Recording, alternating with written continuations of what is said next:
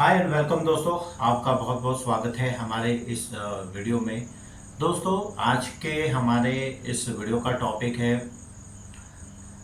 Stable job is better और higher salary is better. Okay, so हमारा जो topic है वो ये है कि आपको हायर सैलरी को प्रायोरिटी देना चाहिए या फिर स्टेबल जॉब। सो इस सब्जेक्ट पे हम थोड़ा सा डिटेल में बात करेंगे। मान लीजिए दोस्तों, अगर आप कोई भी जॉब कर रहे हैं, मान लीजिए आप ये as a US IT recruiter किसी भी कंपनी में ज्वाइन करते हैं, ठीक है, और आप किसी अच्छी कंपनी को ज्वाइन करते हैं, लेकिन आपका जो पैकेज होता है, आपका जो सैलरी होती है वो काफ़ी कम होती है। मान लीजिए आप 15,000 से ज्वाइन करते हैं या 18,000 से या 20,000 से आप किसी अच्छी कंपनी को ज्वाइन करते हैं, और कंपनी में डायरेक्ट क्लाइंट भी होते हैं या कंपनी के पास जो क्लाइंट्स होते हैं थ्रू वीएमएस होते हैं।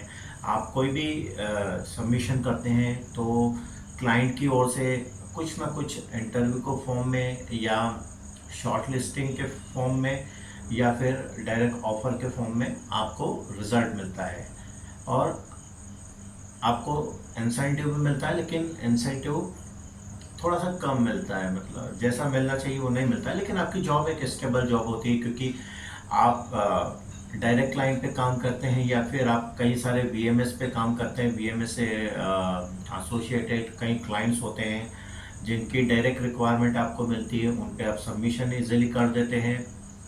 एक या दो सबमिशन पर डे कर देते हैं, या एक सबमिशन पर डे करते हैं जिसका रिस्पांस आपको मिलता है या तो शॉर्ट लिस्टिंग के फॉर्म में या इंटरव्यू के फॉर्म में या फिर डायरेक्ट ऑफर के फॉर्म में, और आपको कुछ ना कुछ इंसेंटिव मिलता है। लेकिन इंसेंटिव इतना नहीं होता जितना होना चाहिए। लेकिन आपकी जॉब स्टेबल होती है क्योंकि आप लंबे समय तक इस पर काम कर सकते हैं। लेकिन कहीं तो हमारा सब्जेक्ट यही है कि you should do stable job और job based on higher salary. Okay, so stable job में आपकी जॉब स्टेबल होती है, लेकिन आपका सैलरी जो पैकेज होता है वो मे भी पॉसिबल है थोड़ा सा कम हो सकता है, ठीक है। तो कई लोग क्या होते हैं कि सैलरी कम होता है, उनकी जॉब भी अच्छी चलती है, ओके, और they are not happy with the salary and incentive, so they think they should they try to change, or they almost change the job। okay, job change कर लेते हैं, उनको जॉब भी मिल जाती है, लेकिन काफ़ी अच्छी जॉब मिल जाती है। मान लीजिए अभी एज ए आईटी रिक्रूटर और यूएस आईटी रिक्रूटर अगर उनकी जॉब सैलरी जो होती है 15-20 हज़ार 25 हज़ार, ठीक है, होती है, लेकिन अगर उन्हें कोई 35,000 40,000 ऑफर कर देता है तो क्या करते हैं वो अपनी जॉब चेंज कर लेते हैं, ठीक है, बिना कुछ जाने। सो वो क्या करते हैं कि just they look only salary part, 40,000 45,000 50,000 या 35,000 या 30,000। ओके, सो ऐसे लोग कुछ जो रिक्रूटर होते हैं, lack of knowledge, they only give priority to salary. Okay, so वो सैलरी को प्रायोरिटी देते हैं, लेकिन वो एक मिस्टेक कर देते हैं। वो ये जानने की कोशिश नहीं करते कि जिस कंपनी को भी वो ज़्यादा सैलरी पे ज्वाइन कर रहे हैं, उनके पास डायरेक्ट क्लाइंट है या नहीं, उनके पास कोई वीएमएस है या नहीं, उनका क्लाइंट से एसोसिएशन कैसा है। मान लीजिए आपने 40,000 पे किसी कंपनी में ज्वाइन कर लिया है और उस कंपनी के पास डायरेक्ट क्लाइंट ही नहीं है, ठीक है, उनके पास जो भी कुछ क्लाइंट रिक्वायरमेंट है वो काफ़ी लेयर में आ रही है, 1 लेयर 2 लेयर 3 लेयर, ओके, या उनके पास वीएमएस बेस्ड क्लाइंट ही नहीं है। ओके, जब उनके पास कोई क्लाइंट डायरेक्ट क्लाइंट नहीं है और या फिर वीएमएस नहीं है, ओके, सो आपको जो रिक्वायरमेंट मिलेगी, आपको डायरेक्ट रिक्वायरमेंट नहीं मिल रही है जिस पे आप सबमिशन नहीं, अगर ठीक है आप you are able to do submission, लेकिन आप एक जो सबमिशन है उसको राइट प्लेस पे करना चाहिए, ठीक है। अगर आप राइट प्लेस पे सबमिशन नहीं करते हैं तो आपको रिस्पांस नहीं मिलेगा, आपके रेज्यूमे शॉर्ट लिस्ट नहीं होंगे, आपको इंटरव्यू नहीं मिले, आपके कैंडिडेट के इंटरव्यू नहीं होंगे, आपके कैंडिडेट को जॉब ऑफर नहीं होगा, और आपके पास जो रिक्वायरमेंट आ रही है वो लेयर में आ रही है, 1 लेयर 2 लेयर 3 लेयर। ओके, और आप उस पर सबमिशन, ठीक है, आप सब रिक्वायरमेंट आती है, अगर कोई रिक्वायरमेंट लेयर में आती है तो आप जो पे रेट है वो काफ़ी कम होता जाता है, 1 लाख 2 लाख ऐसे कम होते जाता है। तो जो भी रिक्वायरमेंट आपको मिल रही है वो उनका जो सैलरी पैकेज है वो काफ़ी कम, सैलरी जो पे रेट है पर आवर बेसिस वो कम है।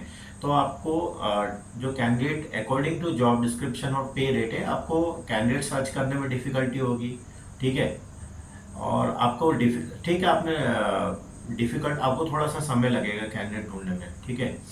मान लीजिए आप दो कंपनियां हैं, एक आप जिसमें काम कर रहे हैं जिसमें जो रिक्वायरमेंट है वो लेयर में आ रही है, और एक कंपनी है उसके पर डायरेक्ट रिक्वायरमेंट है। सो दो रिक्रूटर है, एक आप और एक उस कंपनी का रिक्रूटर, ठीक है। तो आपकी कंपनी को बी बोलते हैं और जो दूसरे रिक्रूटर है उसकी कंपनी को ए बोलते हैं। जो ए कंपनी है उसके पास जो क्लाइंट है वो डायरेक्ट क्लाइंट है या थ्रू वीएमएस है, तो उसके पास जो रिक्वायरमेंट है थ्रू वीएमएस आ रही है या थ्रू डायरेक्ट क्लाइंट आ रही है, उसका पे रेट हाई होगा, ठीक है। और आपकी कंपनी जो बी है उसके पास जो रिक्वायरमेंट आ रही है, जॉब रिक्वायरमेंट आ रही है वो लेयर में आ रही है, तो आपका पे रेट कम होगा, ठीक है। आप एक एलिजिबल रिक्रूटर है, आप काफ़ी अच्छे रिक्रूटर है, तो आपका पे रेट कम है और आपको 10 साल एक्सपीरियंस चाहिए। दोनों रिक्रूटर, हाँ, इसका एक मिस एडवांटेज ये है कि जो डायरेक्ट जो कंपनी ए है उनके पास डायरेक्ट क्लाइंट है, तो उनके पास जो रिक्वायरमेंट है वो पहले आएगी, और आपकी जो कंपनी बी है आपके पास लेयर में आएगी, तो आपको रिक्वायरमेंट काफ़ी लेट मिलेगी। सो जब तक आपको रिक्वायरमेंट मिलेगी तब तक मार्केट खाली हो चुका होगा, ठीक है, या नहीं भी हुआ होगा।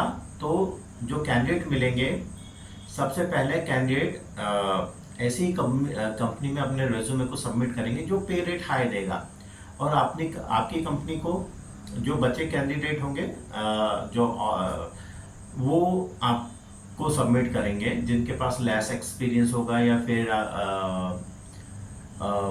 उनके पास कोई कॉल नहीं आ रहा होगा, क्योंकि ऑलमोस्ट आपके पास रिक्वायरमेंट लेट आएगी तो ऑलमोस्ट मार्केट खाली हो चुका होगा, ठीक है। तो आपके पास जो बचे होंगे वो लेस एक्सपीरियंस होंगे या अकॉर्डिंग टू जॉब डिस्क्रिप्शन कम मैच होंगे, 60% 70%। सो ठीक है, आपने जो ए कंपनी है जैसे उनको रिक्वायरमेंट होगी तो सबसे पहले वो अपने कैंडिडेट अपने क्लाइंट को सबमिट कर देंगे, 2 या 3 स्लॉट जो भी होंगे उस पर कर देंगे, और आपके पास जो रिक्वायरमेंट आएगी वो काफ़ी लेट आएगी, ठीक है। फिर आप सर्च करके जैसे तैसे आप सर्च कर देंगे, कम पे रेट में भी आप कर देंगे, लेकिन आप जो सबमिशन करेंगे वो लेट करेंगे, और आप लेट करेंगे वो लेयर में सबमिट होगा। आप किसी और कंपनी को करेंगे, वो किसी और कंपनी किसी और को करेगी, और जो किसी और कंपनी है वो किसी और को सबमिट करेगी, इस तरह से क्लाइंट को सबमिट होगा, ठीक है। तो और सबमिट होगा या नहीं होगा इसकी भी कोई गारंटी नहीं होती, तो आपका जो रिस्पॉन्स रेट है वो कम हो जाएगा, तो आपके सबमिशन पे कोई रिस्पॉन्स नहीं आएगा।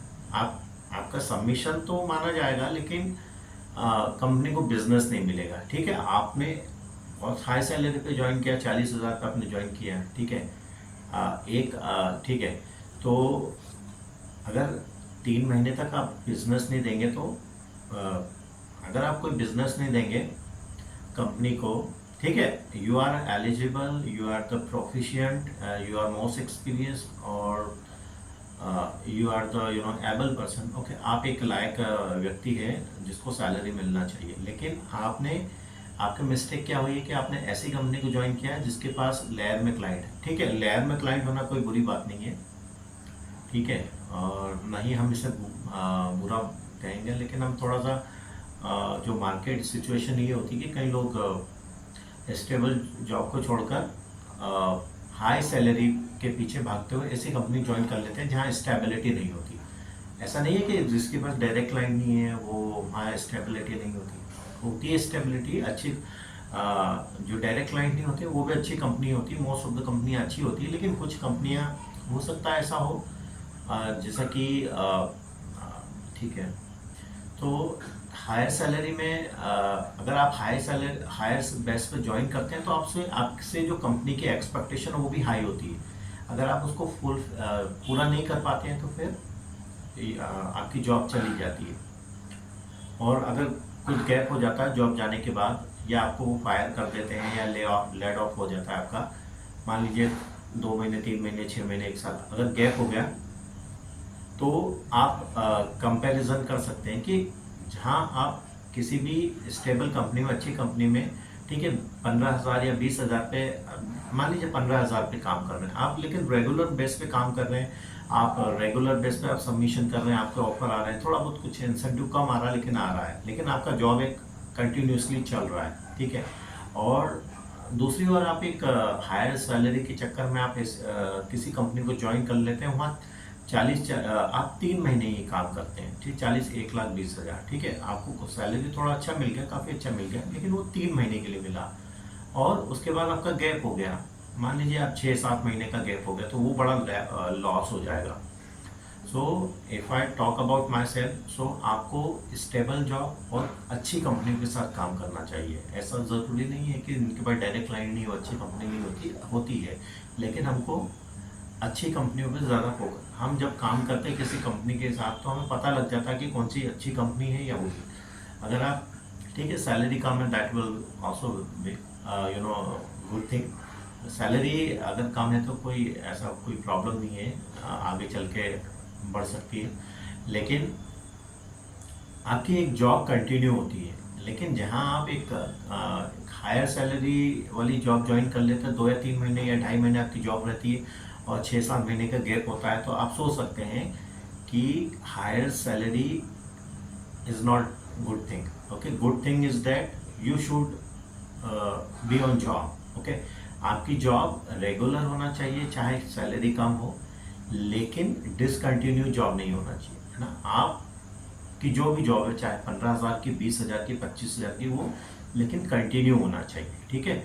और अगर लालच में आकर आप 20,000, आप 40,000, 45,000, 35,000 की जॉब ज्वाइन कर लेते हैं, 3 महीने या 2.5 महीने आपकी जॉब चलती है, उसके बाद गैप हो जाता है, तो आप खुद ही सोच सकते हैं कि stable job with low salary अच्छी बात है, या हायर जॉब विथ 2.5 महीने जॉब, 2.5-3 महीने। सो हमारे जो इस वीडियो का जो कंक्लूज़न ये है कि स्टेबल जॉब काफ़ी अच्छी चीज़ है compare to higher salary with unstable job. Okay, so salary तो हम कम सैलरी हम स्टेबल अच्छी कंपनियों में भी बढ़ा सकते हैं, लेकिन हमको थोड़ा सा परफॉर्म करना पड़ेगा, हमको थोड़ा सा रुकना पड़ेगा कंपनी में, थोड़ा सा कंपनी को टाइम देना पड़ेगा, हो सकता है आपकी सैलरी धीरे धीरे बढ़े, ठीक है। और या अगर आप चेंज भी करें तो एक रिसर्च के बाद जॉब चेंज करें, काफ़ी अच्छी कंपनी को ज्वाइन करें जिसमें कि आपका एक्सपीरियंस भी जस्टिफाई हो और कंपनी जो सैलरी दे रही है वो भी जस्टिफाई है। तो हमें ऐसी कंपनी के साथ काम करना चाहिए जो एक वेल स्टेब्लिश कंपनी हो, जिसके बाद अच्छे क्लाइंट हो और जिसका ट्रैक रिकॉर्ड भी अच्छा हो एम्प्लॉयज़ के साथ, और जिसमें आप अपना को प्रूव कर पाए। सो आशा करता हूँ दोस्तों आपको हमारा ये वीडियो पसंद आया होगा। यदि आपको हमारा ये वीडियो पसंद आया तो इस वीडियो को लाइक कीजिएगा, कमेंट कीजिएगा और अपने दोस्तों के साथ शेयर कीजिएगा।